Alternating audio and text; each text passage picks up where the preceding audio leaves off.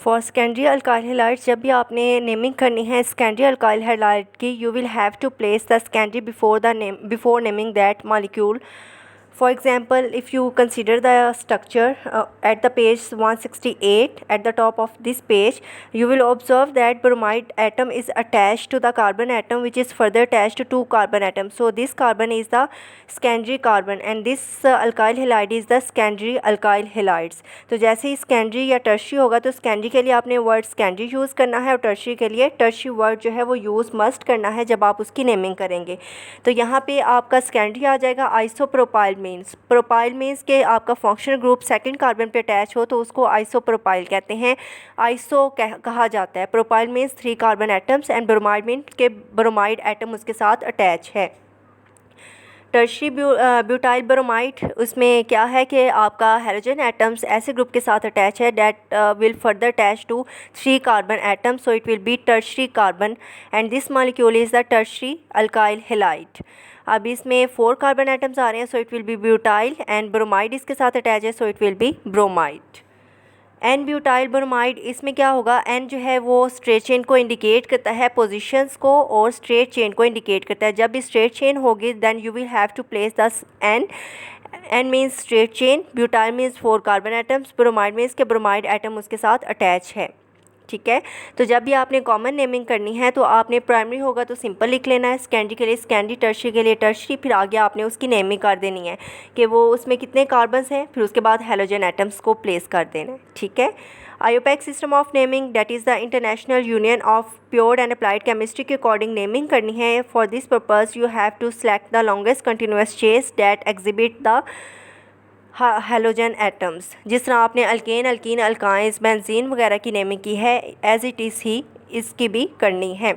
आपने सबसे पहले क्या करना है, लॉन्गेस्ट चेन को सिलेक्ट करना है, उसको पेरेंट चेन कह सकते हैं, पेरेंट हाइड्रोकार्बन्स कह सकते हैं, और जिसमें हाइड्रोकार्बन्स हेलोजन एटम आपका मौजूद होगा.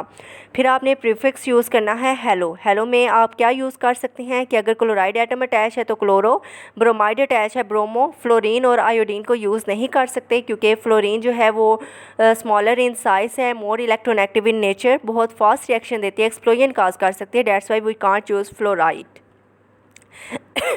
एंड आयोडीन जो है मीन्स के आयोडो, उसको भी आप यूज़ नहीं करेंगे क्योंकि it will gives very slow reaction at room temperature. So the normal reactions given by chloro और bromo, so we use chloro और ब्रोमो और क्लोराइड एटम और bromide atom.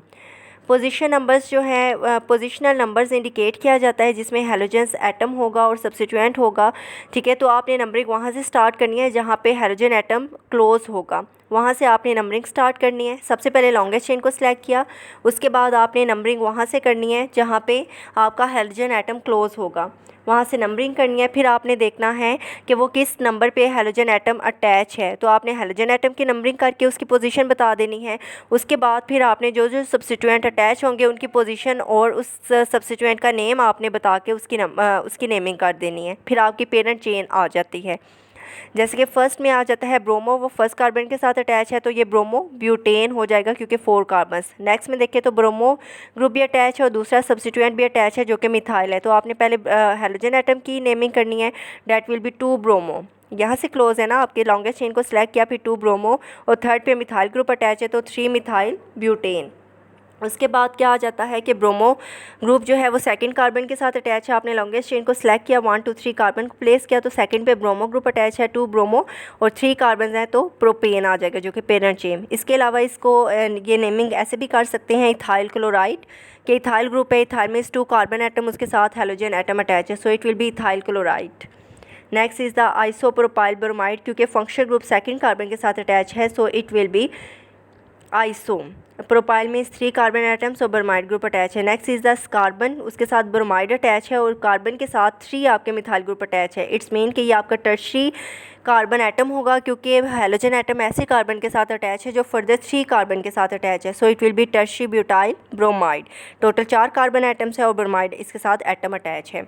Next is the physical properties. अब अगर आप इसको general formula देखें, are x होगा, आर इसको ब्रेक करेंगे तो आर पे पॉजिटिव और एक्स पे नेगेटिव चार्ज आ जाता है. ये इसके पोस्ट क्रिएट हो गए हैं, डाई पोस्ट पॉजिटिव और negative, so it will increase the melting and boiling points. Large force of attraction is present and large amount of energy is required.